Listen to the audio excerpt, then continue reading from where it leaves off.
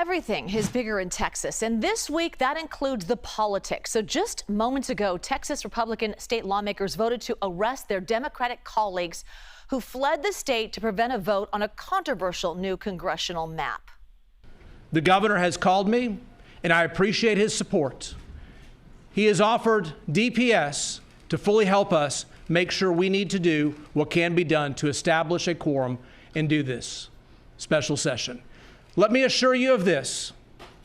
While our work may be delayed, whether it's tomorrow or next week, the House will complete its required duties. I have signed the civil arrest warrants. We will work with DPS to locate members. I saw, for instance, there is one member who said that they're doing a fundraiser here in Austin tomorrow. And I've sent that fundraising letter to DPS and said they should be invited to attend as well. We'll see how that goes forward.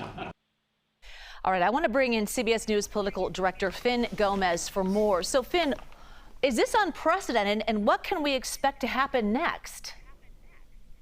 Yeah, this political game of Texas Hold'em has just had the ante upped right here with the Speaker of the Texas House now saying that these arrests have been, these warrants have been issued. Just want to make clear, Juliet, these are largely symbolic.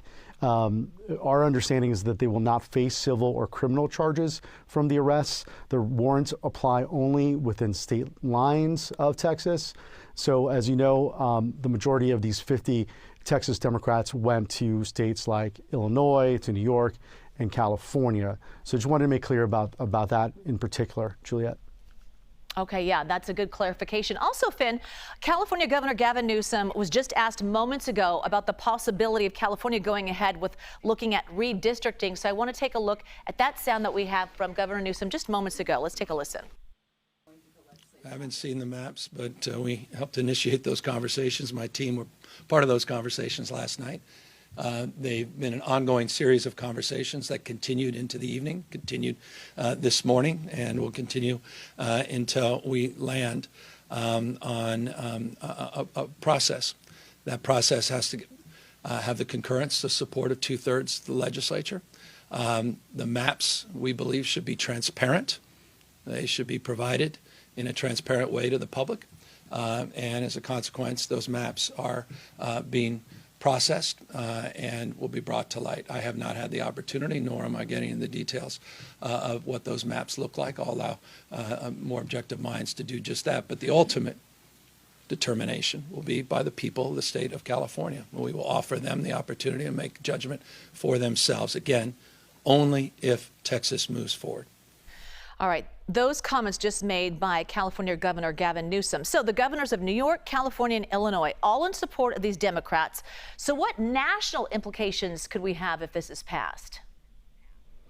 Well, I was talking to some Democratic governors a couple of days ago about this, and in particular, what I found was that there was this uniform response that they felt that Democrats should, and Democrat-led states should do something to counter these measures by the Texas Republicans with this redraw, and they've looked primarily to California. And what you heard Governor Newsom there, he's been loud and vocal about doing something to counter what's happening in Texas.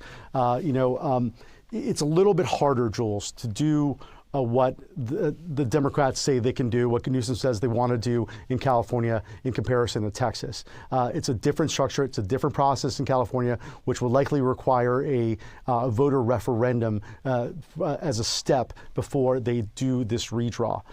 So it is more difficult. Overall, the sense here is that, Jules, there's a redraw of congressional maps. The nexus behind this, what is happening in Texas, really started with President Trump, who pushed and encouraged Texas Republicans to begin to do this House draw. In part because, speaking to Republicans and Democrats, they feel that as of now, we're in August, of course, of 2025. But if you look ahead to the midterms, historically, the party in power does poorly or worse in the midterms and loses seats in Congress. And right now, that is the trajectory that a lot of people in both parties are telling me they expect.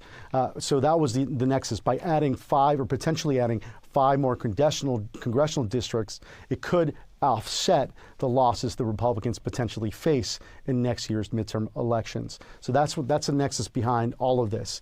But right now, we're like you said, we're in this Texas standoff that seems to be increasingly growing to be a national standoff with these Texas Democrats in different states, and now Democratic governors saying they're going to do the same. One quick note, Jules, that Illinois, the major state where a lot of these Texas Democrats fled to, there's been some Republican criticism calling this ironic because Illinois themselves redrew their map to favor Democrats, very largely gerrymandered districts back in 2021 that also set a bunch of lawsuits towards those changes.